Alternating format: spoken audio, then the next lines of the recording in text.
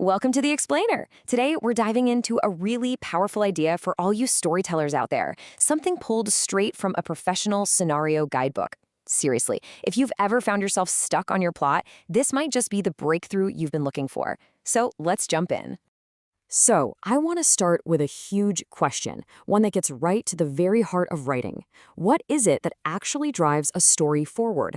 I mean, what's the real engine that makes a plot work? It sounds kind of basic, right? But the answer is, well, it's way deeper than you might think. You know, the standard answer, the one we all learned in school, is that plot is just stuff happening. A leads to B, which causes C. It's a sequence of events, a logical chain reaction. But what if that's not the whole picture? What if that's just scratching the surface? Because according to the source we're digging into today, that definition is, well, it's massively incomplete. The plot has this whole other identity, something way more connected to the human experience than just a simple list of things that happen. And boom, here it is. This is the big reveal. The plot isn't just related to emotion, the plot is the emotion, just made visible. The entire journey of your story, from the very first page to the last, is literally a direct map of what your main character is feeling. And I'm not talking about some loose, kinda, sorta connection. No, the guidebook is super clear. It's an absolute one-to-one match. Think about it. If you drew a graph of the plot's highs and lows, and then a graph of the character's emotional journey, those two lines would be identical. Every single victory is a spike of joy, and every setback is a pit of despair. They are the same thing.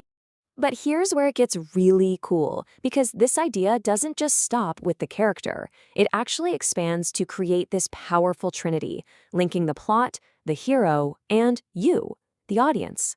So just imagine an emotional roller coaster, right? Every single time the plot sends that cart climbing up to a high point, maybe a big win or a moment of relief, the character's emotions are soaring right along with it. And when that plot takes a nosedive into a disaster, their feelings plunge into that exact same fear and despair. The plot and the character are locked together on the exact same track. And here is the final, crucial piece of this puzzle. That emotional journey that you're designing for your character, which, remember, is your plot, is the very same journey you're designing for your audience. See how that works? The writer's idea becomes the character's feeling, which then becomes the audience's experience. It's this perfect, unified emotional current. So naturally, that brings up the next big question, doesn't it? Why? Why does it have to be this perfect alignment? Why can't the audience just be a casual observer, watching from a distance? Well, the answer gets to the very reason we tell stories in the first place. And the answer is this amazing concept called vicarious satisfaction. This is like the secret psychological contract between you, the storyteller, and your audience. It's the real endgame. It's the ultimate goal of the whole experience. So in Korean, the term is diri manjok. And what it means is that when someone decides to spend 2 hours with your story, they're not just there to be entertained. They're there to fulfill a desire, to satisfy some deep-seated need or longing by living through your character. They want to feel that victory. They want to solve that mystery. They want to find that love that maybe they're looking for themselves. Let me break down how it works. First, we pick a movie that promises to give us an experience we crave. Then we sync up with the main character. We start to identify with them. By going on their journey, we get to live out our own desires. And then, when that character finally achieves their goal, we don't just feel happy for them, we feel like we did it. Their satisfaction becomes our satisfaction. That's what makes a story feel truly meaningful.